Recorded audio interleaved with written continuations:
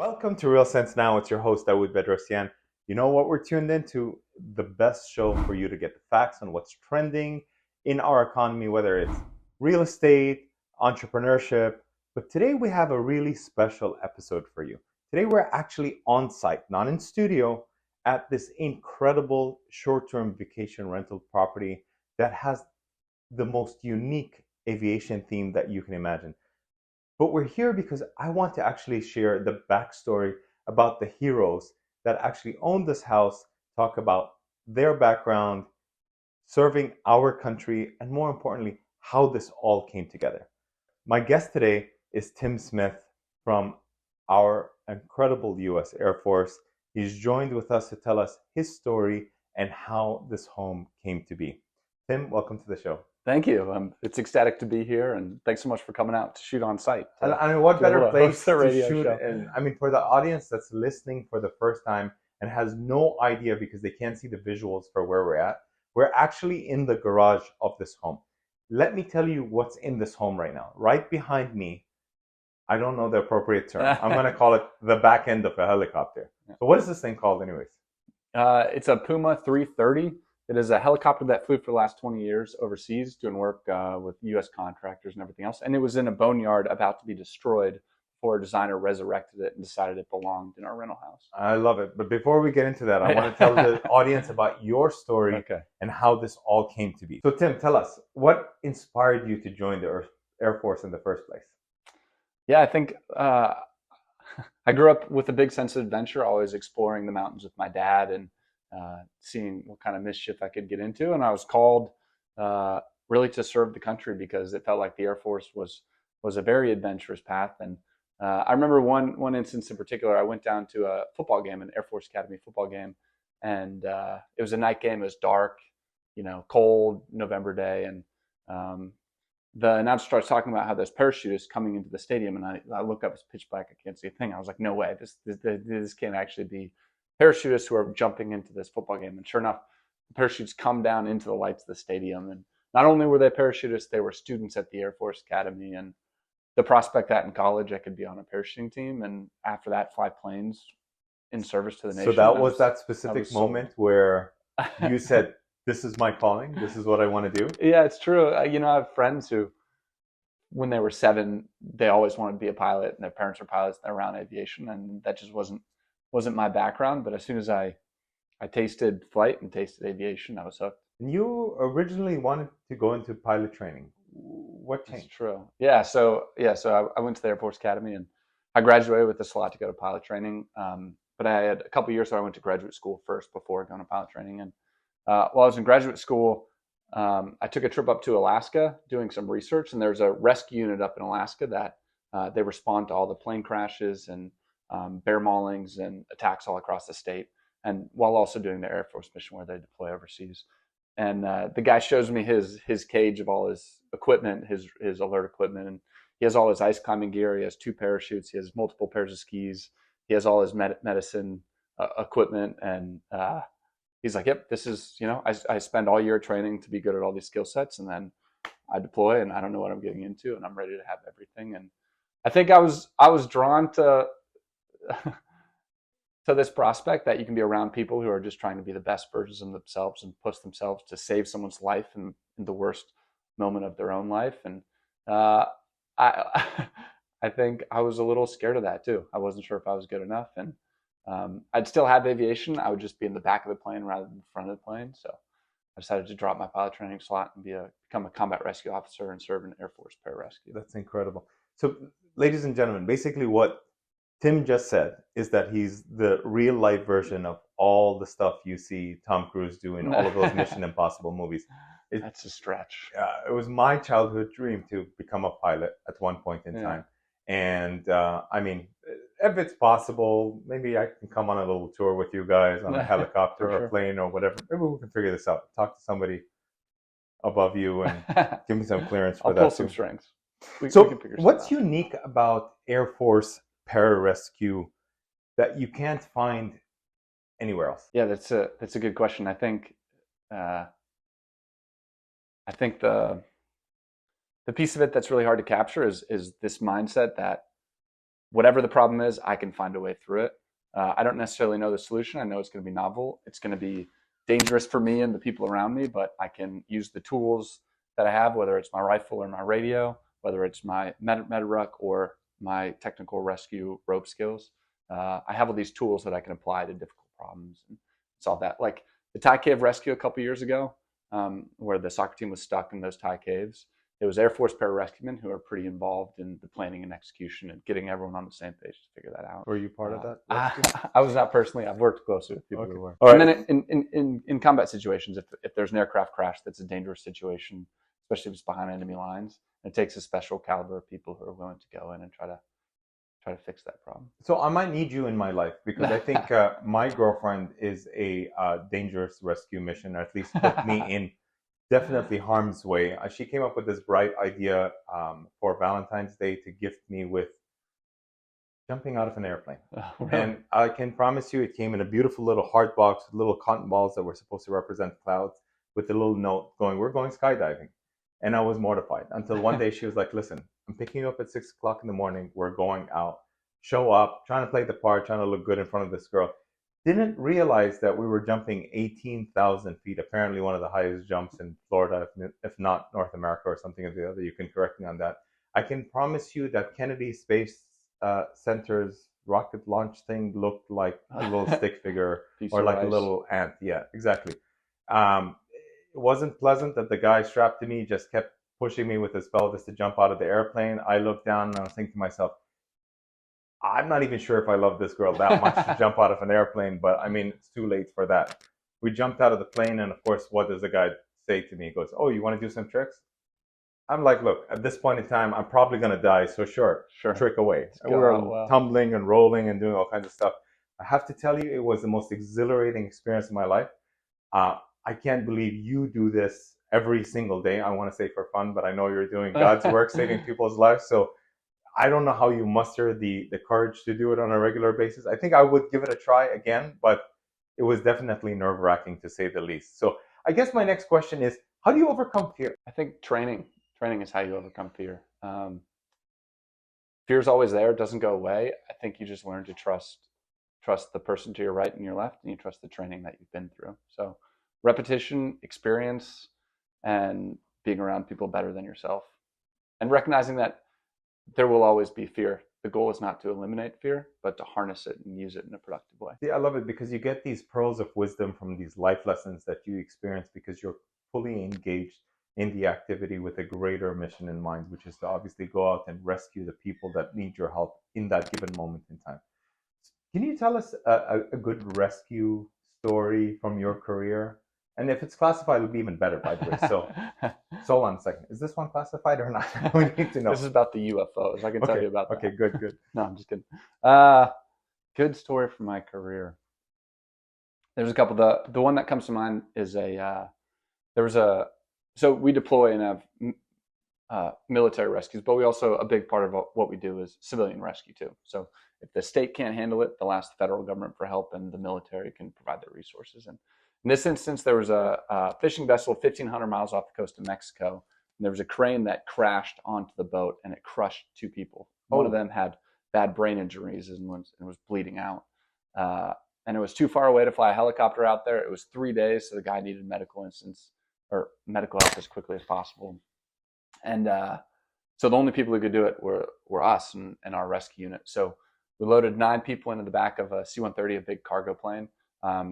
We have a couple boats packed with parachutes that we can push out, and we have we call it so hold on, there's a boat that came out of the cargo with a parachute? Yeah, exactly. With you guys in it, or you were following it? Separate. So you push the boat out with the parachute, the boat lands in the water, and then you jump out after and try to meet the boat. And you don't need everyone to land on the boat, but you need 2 people to get close enough at swimming distance to the boat that you can get the boat up and running and pick everyone else up. So is that scene going to be in the next Mission Impossible movie? Or okay, all right, back to your story. But anyhow, we knew we needed a brain surgeon too, or at least someone with significant experience dealing with catastrophic brain injury. Oh, stop! Don't tell me you're a brain surgeon now too. No. Or you're not? Okay. Certainly not. But we had a guy who was a tandem parachute instructor who could jump that guy in. So this poor doctor, he wakes up in the morning, he doesn't know what his day entails. Then he gets a call saying, "Hey, you need to go to this aircraft. We have to jump you into the Pacific Ocean." And so we jumped into the boat, stabilized the guy for 3 days as the boat went back to an island, then passed him off to Mexican officials who did the med treatment for there. That's but incredible. The funny story is we packed up all these military meals for food because we didn't know what we were going to eat for 3 days or however long we were going to out there. So we were like, all right, we need sustenance. But the boat that we jumped into was a commercial fishing vessel. It was a tuna ship. So as soon as we got on the boat, they're serving us fresh fillets of tuna and poke and just the most amazing food. And we did not touch a single ounce of the military food. Well, it's probably not as good as the other food that you had. Okay. Yeah. Okay, so what types of aircrafts have you flown in, and do you have a favorite? I've flown in a lot of helicopters. So the Air Force flies the PAFOC, the HH-60. I've flown in Army CH-47s, Air Force CV-22s, and then a number of other aircraft. I got a flight in an F-16, one of the fighter jets. I've never flown a jet before then, and I got to say, I'm pretty happy to not be a pilot, but flying around an F-16 makes you think being a fighter pilot is pretty cool. But I think being a pilot in one of those aircrafts like the F-16 would be even better, because I wouldn't want to be the passenger not knowing what the guy was doing, because I feel like you have more control of what's going on. I hate being in a vehicle with someone who is a bit of a reckless driver, let alone an F-16 pilot, sure. Not knowing At what that to point, do. I've never flown it. I was very happy to not be in control. I think it would have been a dangerous situation otherwise. So, there's that congressional hearing that we recently heard about, talking about those UFOs that you were talking about. Let's get to the point here. How many aliens have you really seen? Tell us what you really know. Like, everybody's listening. Guys, turn up the volume. He's about to spill all the beans. Go ahead. It's classified. I can't talk about the aliens. Okay, back to the regular questions. So you invested in this house with your friends Eric and Andy. How did you make the transition from Air Force to real estate investing? Yeah, it's a good question. So Eric, Andy, and I all met in college, and 10 years of an Air Force career, we're all getting to try to figure out the next phase. Both of them have kids, and we've saved up a little bit of money. And the takeaway was, it'd be great if we could build a house that all of our families could go back to for generations in the future. And it would be cool to do it in a way that shares the dream of aviation with the rest of the world, share the magic of flight that we love with everyone else. And being in the Air Force, I think we like to do things a little bit differently. And so as we looked around Orlando, the concept of a theme house was there, but no one had yet done it from an aviation standpoint. And so we thought it'd be cool to build a rental property, put a bit of our own fingerprints on it, and build something that just didn't exist out in the world. But I think you did more so than that. Because yes, there are a lot of themed homes in the Orlando area, but this house really stands out amongst the rest. I've been doing vacation rentals for about 15 years. And when I walked into this house, I was blown away, because there's a helicopter in the house. The helicopter's been chopped into 3 different pieces. And the back part of it is right here. I'm not going to even tell you what's in here till we come back from the break. But guys, you guys have to tune in, because this is going to blow you away. Anyways, you're listening to Dawood Bedrosian. We're here, Real Sense Now, with my friend Tim Smith. We're talking about aviation, the Air Force, this themed house, and a lot more. But before we leave, do the aliens really look like us? They're smaller. They're smaller? Okay. We'll catch you after the break. It's your host, Dawood Bedrosian. You're listening to Real Sense Now.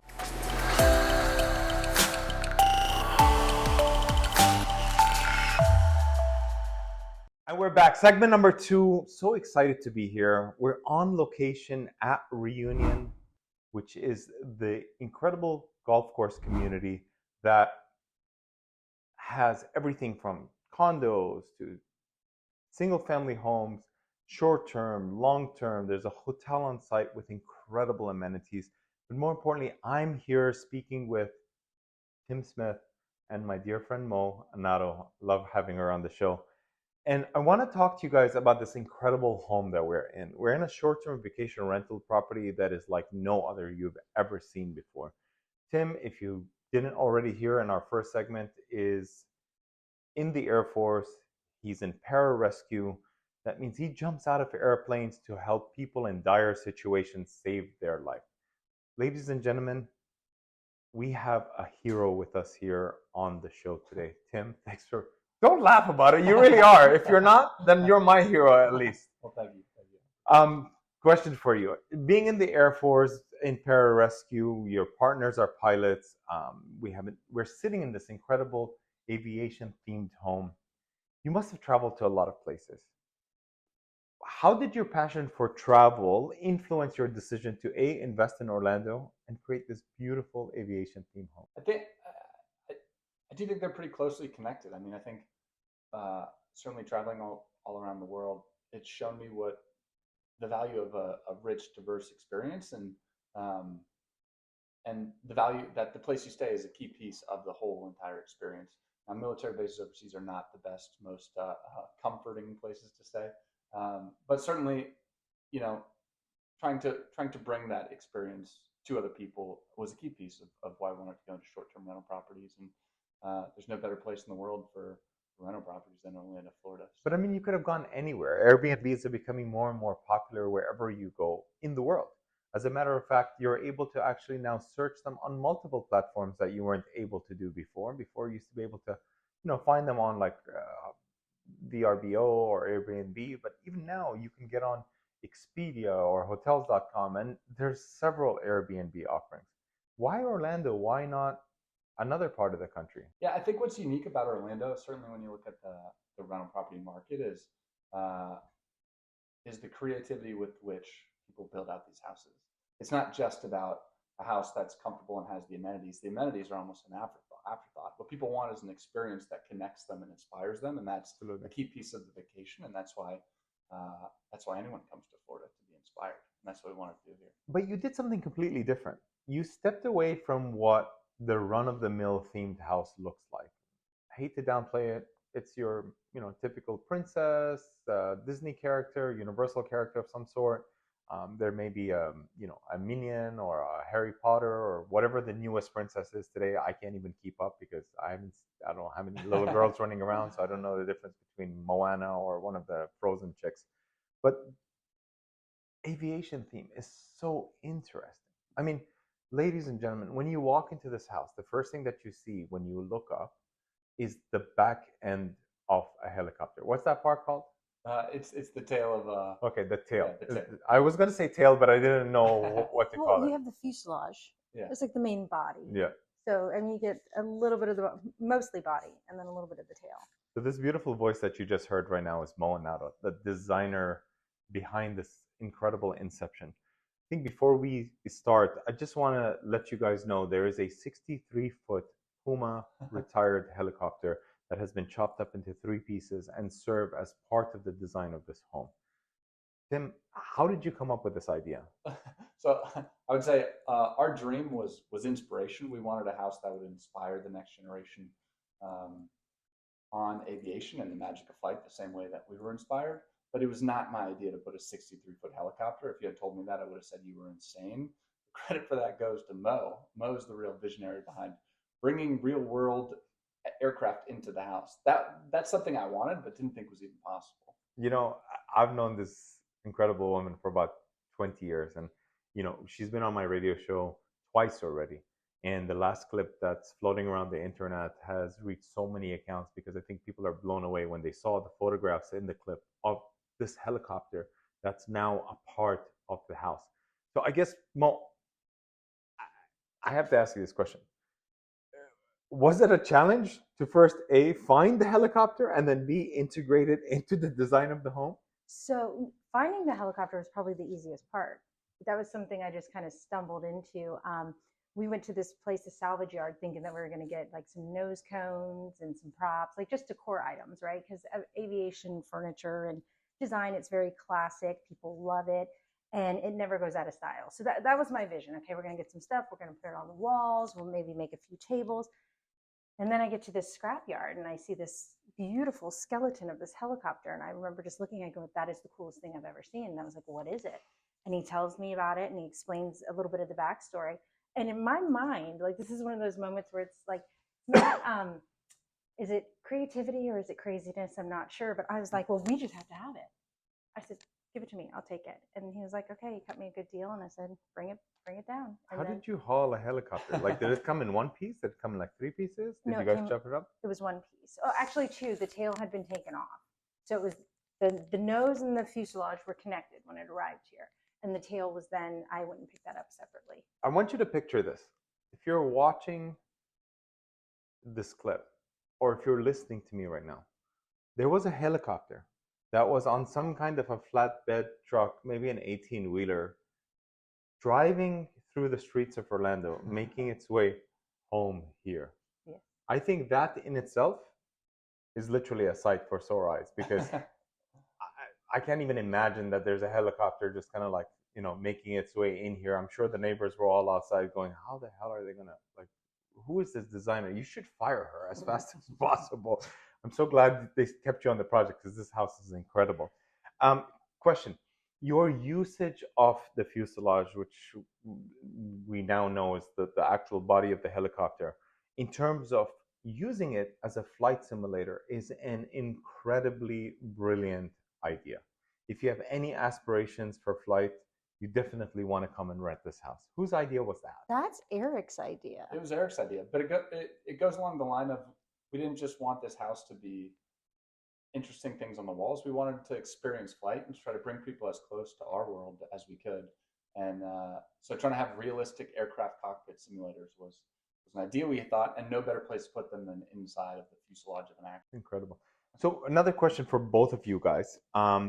You personally passionate about flight simulators and trying to want to fly? Maybe I should ask you that question first. I've always wanted to learn to fly. Oh, really? Yeah, I used to live on an airstrip. Oh, no way. I did, yeah. And my grandfather flew, but I have not actively pursued that. So when this house came along, I was like, this is pretty serendipitous, and one of those moments, and I'm like, I have to do this project. And yeah, I remember very early on, the first conversations I had with one of his partners, Eric, I was, you know, his demeanor was always so dry. I didn't know exactly what was happening or where we were going with it, but I just knew innately I needed to work on this project. And then here we are. And I know you signed up to become a pilot, and, you know, life took a different course. Do you still regret the idea of wanting to do this? And maybe that's the reason why we have the flight simulator in the garage? I don't know. I'm asking. No, I definitely still want to be a pilot just later on in my life. Yeah? But personally, hopefully on your own plane, maybe we can call you and we can go wherever we want to go. More a small plane to check out, you know. Yeah, definitely not one of those F-16s or anything or the other. But it was a great idea to actually enhance the theme of aviation in the home. But we didn't stop there. You actually used the nose end of the helicopter and incorporated it into one of the bedrooms. There's actually like a helicopter, you know, whatever, landing sign in the bedroom. You can actually walk into the helicopter on the couple of like little steps on the little ladder. And there's bunk beds, guys. Not one, two of them. Obviously, there's two bunks in a bed. You can't have a 3-bunk bed, right? Yeah, Just you a could do 3. Okay, I 3? just did a 3. Oh, sure. Okay. Yeah, you could do 3. All right, whatever. There's bunk beds in this helicopter, and if the kids get bored, guess what? They can go and sit in the seat in the front, watch some TV, play some video games. I mean, this house is so cool. I really love it. What other areas of the house did you use to expand on this inspiration? I think we wanted a bunch of different instances of flight. So not just planes, but what else does that look like? Birds. We have birds hanging up in one room, the original purest form of flight. Hot air balloons. We see hot air balloons all around Reunion. So the girls' room, we've actually built a bunk bed. That's a hot air balloon. That was incredible. I love that room as well, too. Perfect. And then the other thing was history.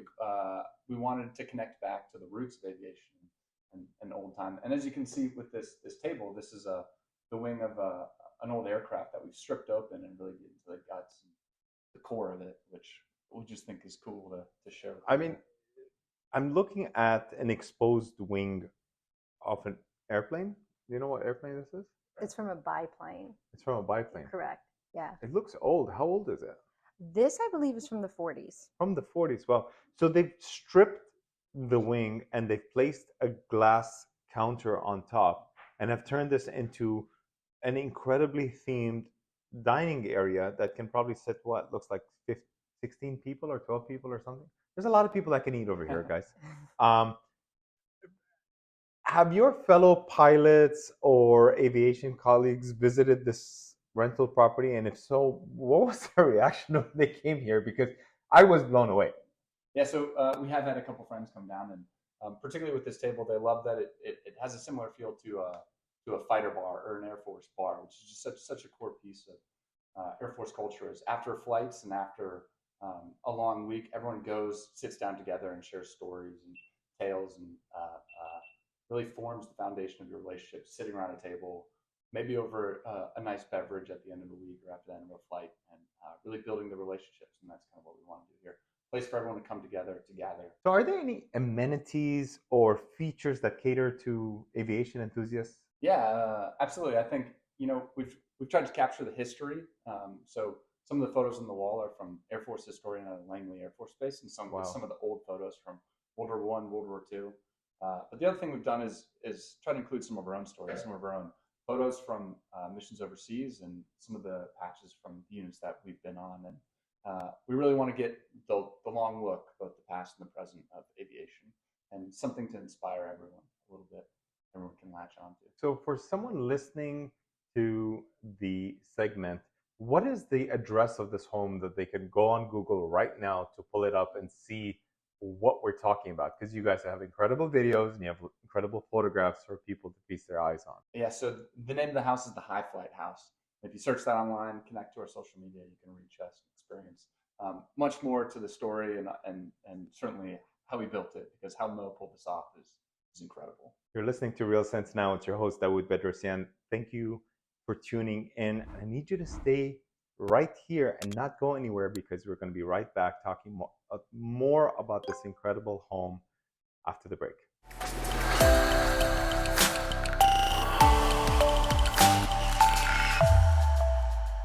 Segment number 3, final segment of the show. I really hate the format. I'm going to talk to the people over here and try and see if we can work out a 3-hour show or something, because time always runs out. Talking about time running out, I want to talk about jumping out of airplanes, because Tim, who is in the Air Force, part of the pararescue division, we've been talking about jumping out of planes, saving people's lives. I mean, we have a real life hero. Thank you for your service. I want to talk about what that experience feels like, because I know when I did it, I felt like I lived out my superhero fantasy of being Superman. Because in spite of what people think, jumping out of an airplane actually feels like you're soaring more than you're falling. Would you agree? I would agree, but it depends what you jump out of. So, okay. If you jump out of a plane, when you leave, you're actually going forward pretty quickly. But if you jump out of a helicopter or a hot air balloon, it actually does feel like similar to how it would feel if you jumped off a cliff. Like you get the stomach feeling, you accelerate towards the ground. Yeah, so we're not doing that's that. less Superman. That's more. That's like more plummeting crazy to the man. earth Yeah. at a fast like pace. Humpty Dumpty, I think. Yeah. Like took a great fall from the helicopter or from the hot air balloon. Okay, so we're in this awesome home that is incredibly decorated. It's an aviation themed home that will appeal to anyone that has the fantasy of flight. What type of guests are more attracted to this aviation theme rental, do you think? Do you think it's flight enthusiasts, or do you think it reaches a broader audience? I think it reaches a broader audience. I think there's something for everyone at this house, whether you're a kid and you want to climb around in a helicopter, or you're an adult and you're inspired by the history that we've tied together. I think what's magical about aviation is it does bring us all together, because it gets at the core of what makes us human, is facing our fears and doing something that's difficult. I love it. Really great answer, actually. I want to touch on the other aspect of what this is. This is a lifestyle asset for you. The reason why it's a lifestyle asset is because it hits every single mark. It's managed by somebody else. You're generating income from it. And you and your families can come and use it whenever you want, catering to the lifestyle everybody's looking for. It's the only type of real estate asset that stands apart from the rest. Why? Because not only do you generate the return on investment, but you're also generating something I like to call ROL. ROL is return on lifestyle. And this home hits every single mark. How have you found owning and managing this aviation-themed rental impacting your perspective on hospitality and, more importantly, real estate investing? Yeah, I think I think if you're not thinking long term for a real estate investment, you probably shouldn't think about it at all. And when Eric, Andy, and I got together on this house, that was a big piece. Is if we're going to do this, we want to build something that we can share with our kids and our families 10 years, 20 years, 15 years down the line. So with that in mind, we put a lot of thought and effort into creating the house. And I think that's what guests feel when they come here. It's a very thoughtfully curated house that does feel set apart from the other houses that don't have the intentionality. I think it goes far beyond intentionality, because in my experiences working with my clients, I think the intentionality comes in actually your design choices. What do I mean by that? There's a lot of interior designers out there, and I say that in brackets or quotation marks, that claim to be interior designers but don't really have the education or the skill set to actually deliver on it. I've often walked into homes that have had the wrong size bed in the bedroom, and even though on theory or in concept design it looks great, it really throws off everything in the room. Everything here has been incredibly positioned, thought of. There's a complete usage of this theme throughout the whole house. It's not limited to an area or a room. What were some of the unexpected challenges or surprises that you guys overcame when you put this house together? Maybe I should ask you this question. Yeah, that's Mo. a Mo question. I mean, honestly, I have this mindset. I've been doing this for a really long time, as you know. So when I walk into a house, I can usually just eyeball it. Like I can look at the room and go, okay, this is going to fit, this won't fit. So I get really lucky with that sort of stuff. I call it the magic, right? Like it all just kind of flows. This one, I mean, the biggest challenge really is probably getting the helicopter in here, but I never looked at it as a challenge. Like in my mind, I'm like, we got a helicopter, it's going in the house. I don't know how it's going to get in there. I'm not sure who's going to actually help me get it in there, but one way or another, it's getting in there. So it just kind of. So let's talk about how it got in here in the first place. Did we have to like cut out a part of the house? Did we make a big hole? No, we had to cut the helicopter. Oh, so you guys cut the helicopter and didn't affect the structure of the house in any which way? We cut the helicopter and then we put the back end of it into the garage, right? Then in order for us to have that fully sealed and closed, so we had to take the garage door off, get the helicopter in, and then basically seal it up like it's not going to work anymore, right? Because I mean, we put this helicopter in, you just can't keep the tracks in the room. Then for the front of the helicopter, we ended up taking out just a small section of wall, but then we decided not to put it back anyways. So we did minor modifications, nothing major. Those would probably be the biggest challenges, other than the timeline and budget that we were working. I'm sure you blew the budget, but we're not going to go there. Yeah, we're I'm not. sure Yeah, it's a sore topic for Tim over here. This house is incredible. Well, listen, this house is not only for aviation enthusiasts. There's a beautiful antique vehicle, a car I personally would like to be driving around in on a Saturday afternoon, going to a cool cafe somewhere or having a cocktail in the middle of the afternoon. Let's talk about that for a second, because that's pretty interesting. Tell us a little bit about the car and how you actually use this as part of your design. So this was a total surprise to the guys. It was just something as we started developing the design in the garage. Originally, we knew we were going to put the flight simulators in. We weren't sure how we were going to build it out yet. Then we got this helicopter and we're figuring out where we're going to place all these parts and how we're going to make it work in the house. So then like the actual developmental part of the creation process starts taking place, and we're like, okay, what else are we going to do in this garage? Now we've got this giant helicopter. It's going to be beautiful, but we have nothing going on over here.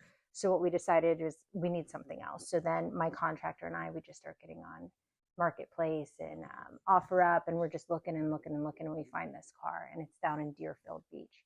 So I'm like, we got to do it. And I look at my contractor and he's like, yeah, but it's not any kind of car. No, I know. Tell us about the car.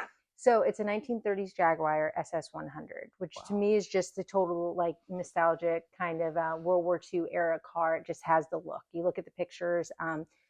Anytime you look this car up, it just has that vibe. And I really wanted that to carry through in the design of the garage, like starting with World War II all the way to present day, where this helicopter was just retired in, excuse me, in 2019.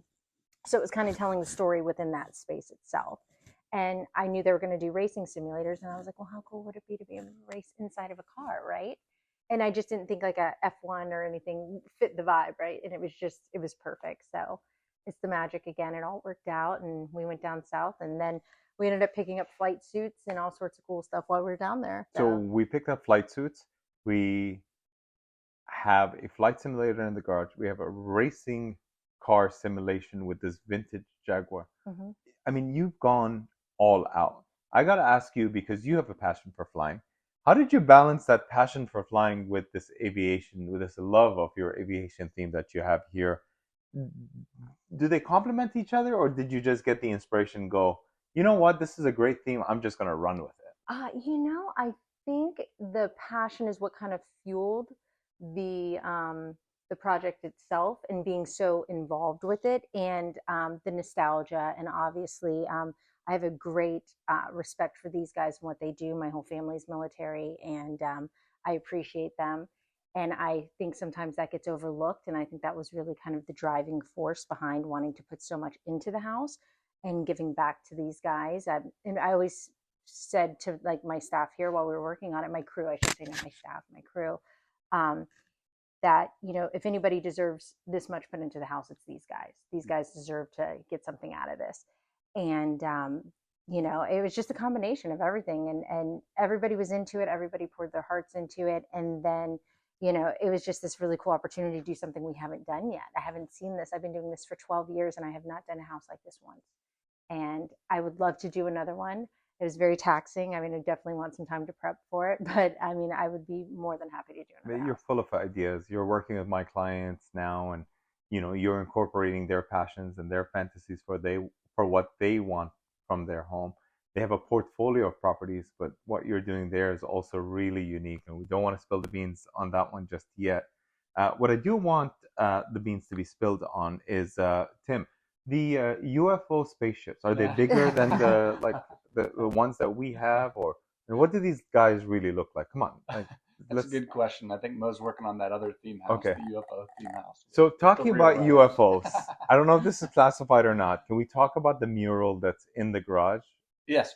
Are you sure? We can't talk about We're not going to get in trouble. We're not going to get guys with suits show up. There's no classified programs attached. So let's talk about that, and why are we celebrating that mission as well too? Yeah, of course. So the feel of the garage is an aircraft hangar, an old one. That's why the old vehicle, the helicopter. And on the wall, we have a mural with a bunch of details associated with that. One is the patch of the squadron that shot down the Chinese surveillance balloon a couple months ago. And the small world is Eric is actually in that squadron.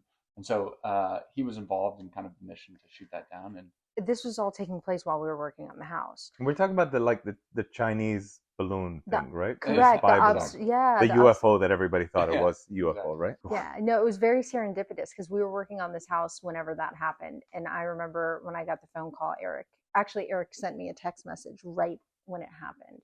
And I was like, I felt really cool because I was like, nobody else knew. Right? At least in my world, I was like, nobody even knows about this yet.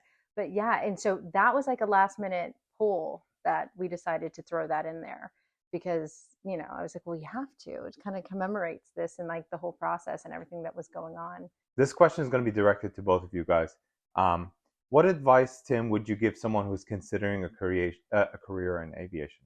I think it's worth it. I think it's hard. You have to be really disciplined, but the adventure of it is something you'll remember forever. And Mo, what advice would you give someone considering to invest in a themed short-term rental property like this beautiful one? Definitely got to research the market, know what you're getting yourself into, and then when you hire somebody who knows what they're doing.